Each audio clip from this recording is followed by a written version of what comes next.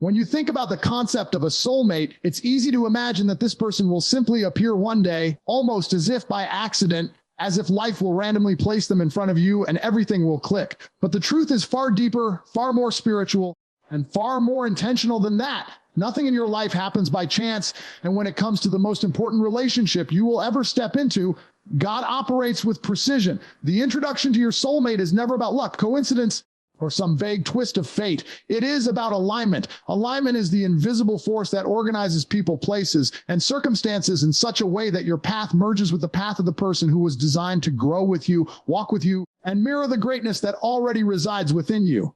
Think about it. If God were to bring your soulmate into your life while you are lost in confusion, drowning in self-doubt, or carrying the weight of unhealed wounds, you would not recognize them. You might even push them away, sabotage the connection, or confuse them for someone temporary. That is why divine timing is everything. God waits until you are in a position where your spirit, your mind, and your energy are vibrating at a level that matches the love you're destined to receive. It's not that your soulmate is hiding. It's that you are still being shaped, molded, and prepared to see clearly when they finally arrive. Every season of your life, every lesson, every heartbreak, every disappointment has a role to play in that preparation. The loneliness you felt in your past was not punishment. It was God carving out space within you so that when love enters, it fills the right areas. The rejection you endured was not cruelty. It was protection, removing people who were never meant to carry the weight of your future. The time you spent questioning yourself, healing, or striving was not wasted. It was alignment taking place, even when you couldn't see it. Alignment is not passive. It requires your participation. The way you think about yourself, the standards you hold, the energy you carry into every room. These are signals you are constantly broadcasting to the universe. When you raise your energy, when you lift yourself out of the frequencies of fear, insecurity, and doubt, you become magnetic. The right people, the right opportunities, and yes, the right soulmate are drawn to that frequency. This is why you cannot bypass self-growth and expect God to simply hand you the love of your life. You must first become the version of yourself who is capable of holding, respecting, and nurturing that connection. Imagine trying to tune into a radio station. If you are on the wrong frequency, you'll hear static. But the moment you dial into the exact station, the message becomes clear. Meeting your soulmate is exactly like that. God doesn't hide the signal. He requires you to tune into it. The tuning process may look like forgiving yourself, letting go of anger, pursuing your purpose, or walking in faith even when you don't have the full picture. Each of those steps is adjusting the dial, bringing you closer to the clarity of connection. And what's powerful is that your soulmate is going through the same process in their own way, at their own pace. You might not know it, but somewhere in the world, they are learning their own lessons, facing their own trials, and being prepared for you just as much as you are being prepared for them. Divine alignment works on both ends. God is not going to give you someone who is unfinished while you are still unfinished. He waits until the timing is ripe, until the frequency of both souls match, and then he orchestrates the introduction in a way that leaves no room for doubt. You don't force divine connections. You prepare for them. You don't chase after your soulmate. You grow into them. This is why rushing, stressing, or obsessing over when or how they will arrive only delays the process. The more you cling to desperation, the more you are out of alignment. But the moment you begin to walk in your truth, operate from faith, and allow yourself to embody the love you seek, the universe begins to shift in your favor. Doors open, paths cross, conversations ignite, and suddenly what once felt far away becomes undeniable. God's introductions are always purposeful. Sometimes he places your soulmate in front of you through an unexpected encounter, a moment that seems ordinary but carries eternal weight. Other times it happens through timing so precise that you can only look back and say, this could have never been me. This was God. And it always comes when your heart is ready to recognize it, not when your impatience wants it. This is why alignment is everything. Until you understand that love is not about searching, but about preparing, you will always miss the bigger picture. God doesn't want you to meet your soulmate at the wrong time, in the wrong mindset, or with the wrong version of yourself. He wants you to meet them when you are standing in your power, when your spirit is alive, when your energy is magnetic, and when your soul is capable of not just receiving love, but multiplying it. Love is not something that chases you down when you are broken, desperate, or filled with doubt. Love is something you magnetize, something you attract into your life when your energy is aligned with the frequency of the life you desire. Every single person is broadcasting energy, and that energy is a reflection of the thoughts they think, the emotions they dwell in, and the level of self-worth they embody. If you live in fear, insecurity, or jealousy, you will naturally attract people who vibrate at that same low level. But when you rise above, when you cultivate confidence, self-love, and gratitude, your frequency shifts, and suddenly the kind of person you attract begins to change as well. Energy does not lie. You can say all the right words, put on a convincing smile, and act as though you're ready for love. But if deep inside you are carrying bitterness, resentment, or the energy of lack, that is what others will feel. People may not consciously identify it, but they will sense it. And in the same way, when you are truly living in a high state of being, when you radiate peace and joy, when you walk with purpose and faith, others cannot help but be drawn to that. That is the power of frequency. It bypasses logic, it bypasses appearances, and it communicates directly from soul to soul.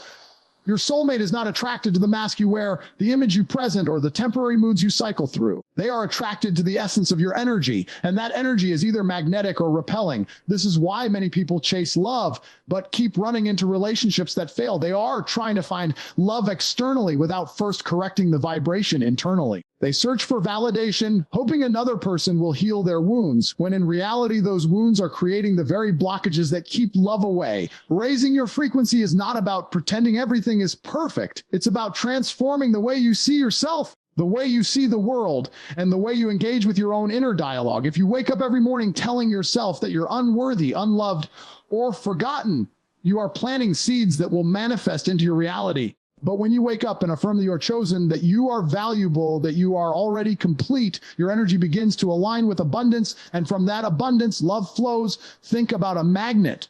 It doesn't chase after what it wants. It simply pulls things toward it by the power of what it is. That is exactly how energy works in relationships. When you embody love, when you live in a state of gratitude, when you treat yourself with dignity, you become a magnet for those who recognize and reflect that same frequency back to you.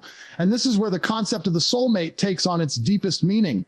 Your soulmate is not drawn to the version of you that is pretending. They are drawn to the version of you that has done the work, healed the past, and stepped fully into authenticity. Energy also creates clarity.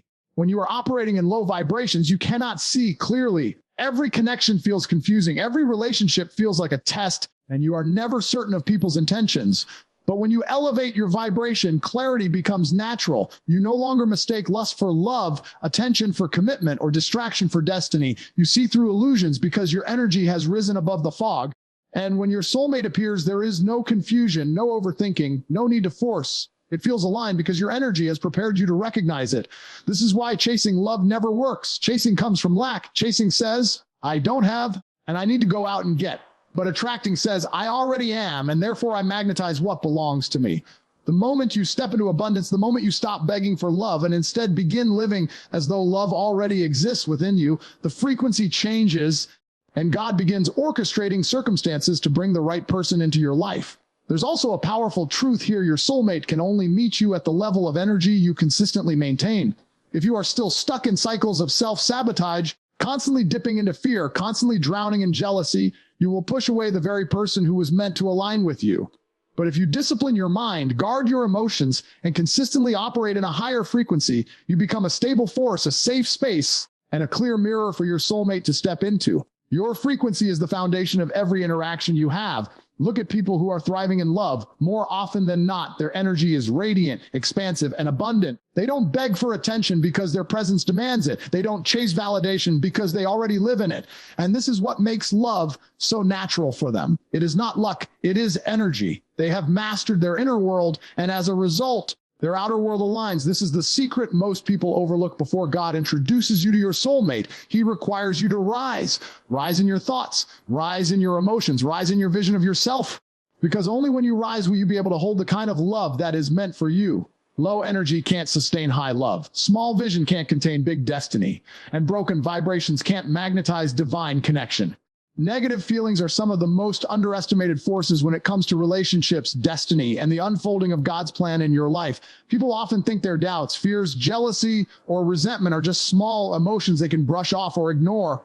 But in reality, these emotions act like walls, thick, unbreakable walls that block the flow of what God is trying to send into their lives. You could be on the very edge of meeting your soulmate, standing right on the threshold of a divine connection. But if you are consumed by negative feelings, you will either fail to recognize that person or unconsciously push them away. Negative emotions operate like interference in your spiritual signal, Imagine trying to watch a beautiful movie on a television that keeps glitching and cutting out because of poor reception. The movie is still playing, the story is still there, but the interference prevents you from seeing it clearly. That's what happens when your heart and mind are clouded by negativity. It distorts the clarity of God's guidance. Take fear, for example. Fear convinces you that love will hurt, that you will be rejected again, that no one will truly understand you. So even when someone comes into your life with genuine love, you doubt them, you second guess their intentions, you hold back your vulnerability, and eventually that very fear creates the outcome you dreaded. Fear didn't protect you, it sabotaged you. Then there's jealousy, the silent poison. Jealousy whispers that someone else has what you'll never get, that love is scarce, that you are somehow left behind. Instead of celebrating others and aligning yourself with abundance, jealousy traps you in comparison, lowering your vibration, delaying the arrival of the person meant for you. Jealousy doesn't just destroy relationships, it destroys your ability to even see what's possible for you. Resentment is another heavy chain. Many carry the wounds of past heartbreaks, betrayals, or disappointments into their future. They think they are protecting themselves by holding on to the pain. But what they are really doing is keeping themselves stuck in an old story. When resentment fills your heart, you judge every new person through the lens of someone who hurt you before. You don't see them for who they are. You see them through the shadow of someone else. That shadow blinds you to what God is trying to show you. And then there's doubt, the constant questioning, the inability to trust yourself, the lack of faith in God's timing. Doubt tells you maybe soulmates aren't real. Maybe love isn't meant for me. Maybe I'll never find them. That inner voice of doubt is not truth. It's fear disguised as logic. The more you give it power, the more you create a self-fulfilling prophecy.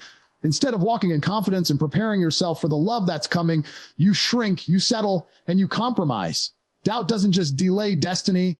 It rewrites it into something smaller than what you were created for.